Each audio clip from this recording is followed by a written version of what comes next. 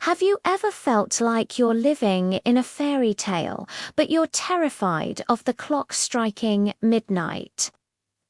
That was my life. I met someone incredible, someone who made me feel like anything was possible. Let's call her Amelia. Our connection was instant electric. We'd spend hours talking, laughing, losing track of time completely. It felt like I was the main character in a grand romance.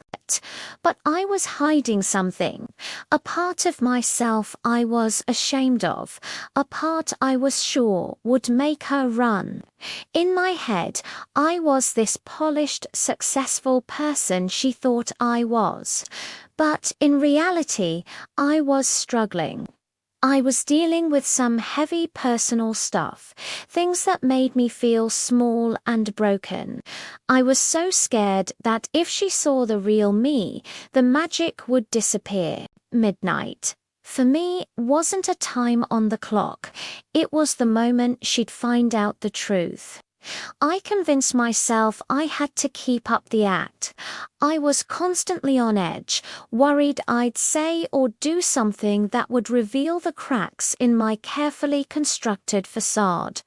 The pressure was immense.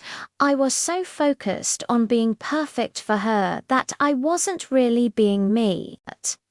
This fear was eating me alive, and it started to affect us. I became distant, guarded. The fairy tale was starting to feel like a cage. One evening, I couldn't take it anymore. The bell was about to ring. My voice shaking, I told her everything. I laid out all my fears, my struggles, the parts of me I thought were unlovable. I braced myself for the disappointment, for her to walk away. But she didn't. She just listened. When I finished, she took my hand, looked me in the eyes, and said, "I don't love the person you think you have to be. I love you." In that moment, the clock struck midnight, but nothing broke. The spell wasn't shattered. It became real. She loved me, the real me, even after midnight. True love isn't about finding someone perfect. It's about finding someone who sees your imperfections and loves you more for them. Don't ever be afraid to let your clock strike midnight. The right person won't run. Thanks for watching, and if this resonated with you, consider subscribing. See you next time.